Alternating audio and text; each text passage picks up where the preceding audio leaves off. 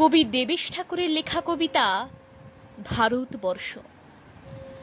ভারতবর্ষ মানে কোনো আর্ট পেপারে আঁকা জল রঙের মানচিত্র নয়।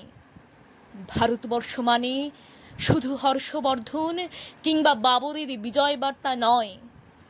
ভারতবর্ষ মানে বিজয় সিংহের সিংহল জয়ের ফ্যাসিস্ট গৌরব কথা নয়। ভারতবর্ষ মানে শুধু মীনাক্ষীপুরম কিংবা জামা মসজিদ নয়। ভারতবর্ষ মানে নেহেরুজির বংশানুবৃত্তি কিংবা জিন্না সাহেবের অলিখিত শ্বেতপত্র নয়। ভারতবর্ষ মানে এক ভালোবাসা, আমার তোমার, শব্দের, সঙ্গীতের, জীবনের, আকাশের, মাটির। আমাদের প্রাইমারি স্কুলে কলুখা সাহেব সাদা দাড়ি, মাথায় ফেজ, ড্রিল করাতেন আমাদের। ডান বাঁ, ডান বাঁ, সস্নেহে সতর্ক করতেন, বাপা সকল পা আর হাত মিলিয়ে মিলিয়ে ফেলো।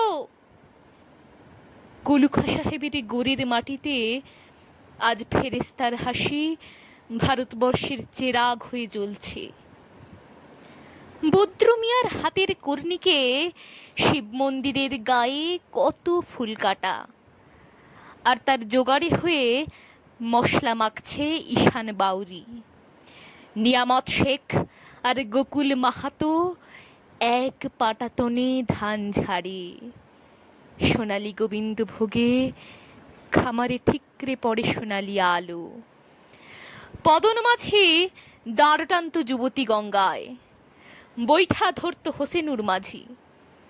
সামলে চলো মাঝি, সামুতে কাঁচা খাকির গাং, সোরাবালির সর আর ঘুতনি জলার ঘাট।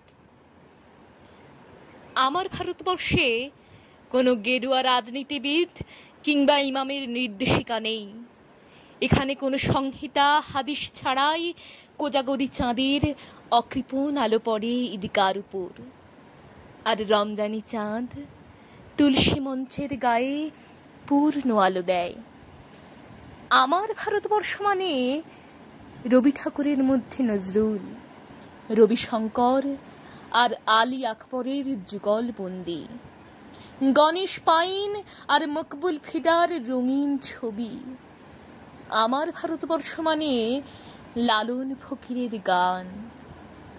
আমার ভারতবর্ষে আমি শুনেছি মোহাম্মদ রফির সঙ্গে লতার ডুয়েট, দেখেছি পাল্লা দিয়ে আজহারের সঙ্গে সচিনের দৌড়, খেলার মাঠের প্রান্তে দাঁড়িয়ে শুনেছি নঈম উদ্দিনের তদারকি চিৎকার, বিজয়ন, আকিল, কুলজিৎ, বাইচুং, মাঠটাকে আরো বড় করো। মাঠটা দিন দিন আরো ছোট হয়ে যাচ্ছে, মাঠটাকে আরো বড় করা দরকার, অনেক অনেক বড়। নমস্কার।